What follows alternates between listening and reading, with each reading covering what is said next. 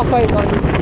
சரி அவங்க தஞ்சாவூர் கிளம்புனது கடைசியில் பார்த்தா அது ரெக்கார்ட் ஆகும். காலையிலே வண்டியில் 3 பஞ்சர் 5 மணிக்கே கிளம்பியாச்சு. ஆனால்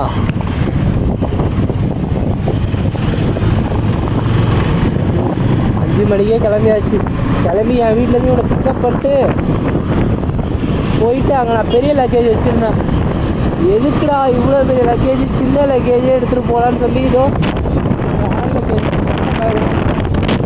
எடுத்து வந்தேன். ஃபுல் கிட்டு ரைடிங் ஜாக்கெட்டு எல்லாமே போட்டிருந்தேன். வேணான்னு சொல்லிட்டு சும்மா போட்டிருந்த டிஷர்ட்டு ஒரு பேகு இல்லை அப்படியே கிளம்பி போகலான்னு சொல்லி கொடைக்கானலுக்கு போயிட்டுருக்கோம். திண்டுக்கல் தாண்டியாச்சு. அதான் எங்கே விட்டோம் காலையில் 3 பஞ்சர் வண்டியில். என்னடாலும் பங்கில் ஒவ்வொரு பக்கம் காற்றடிக்க போகிறோம். ஒரு பங்கில் கூட காற்றடிக்க முடியாது, மயிர் முடியான்ட்டான். எவ்வளோ டென்ஷன் தெரியுமா? காலையிலே 2 மணி நேரம் அலைஞ்சி ஒரு கடையில் முக்கியமாக போடுவார். ஒரு பங்கில் காற்று அடிச்சு நின்றுட்டுருக்கேன். அவர் வந்து சொல்கிறார், நவீன பஞ்சர் தான் வானு ஏன் தெய்வம் நீங்கன்னு சொல்லிட்டு அவர்கிட்ட போயிட்டு பஞ்சரை வந்தா 3 பஞ்சரு.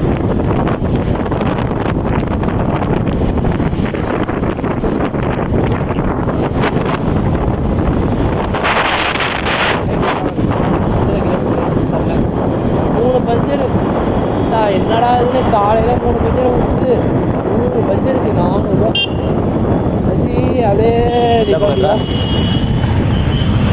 நின்றுட்டு சபரிமலை திண்டுக்கல் ரைட்டில் இந்த பைபாஸில் தான் போகணும். அதுதான் போகணும். ஊருலேயே போகணும். எவ்வளோ தூரம் ட்ராவல் பண்ண முடியல. ஸ்ட்ரைட்டாக போகணும்னு நினைக்கிறேன்.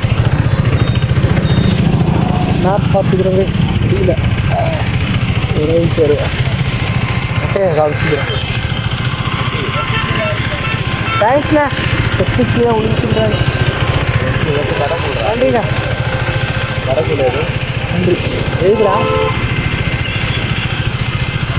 வண்டியை விடாமல் பிரித்து எடுத்து வெளியில் 390 ஃபக்கிங் 390 முடியல. அப்பா முதுகு சரியாக வலி.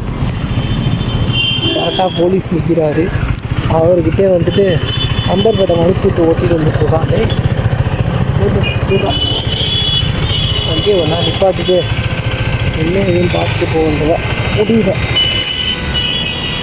20 நிமிஷம் விளாக் எடுத்து வச்சா ஒன்றுமே இல்லாமல் நக்கிட்டு பேசி சை எவ்வளோ கஷ்டப்படுறது ஒருத்தன்.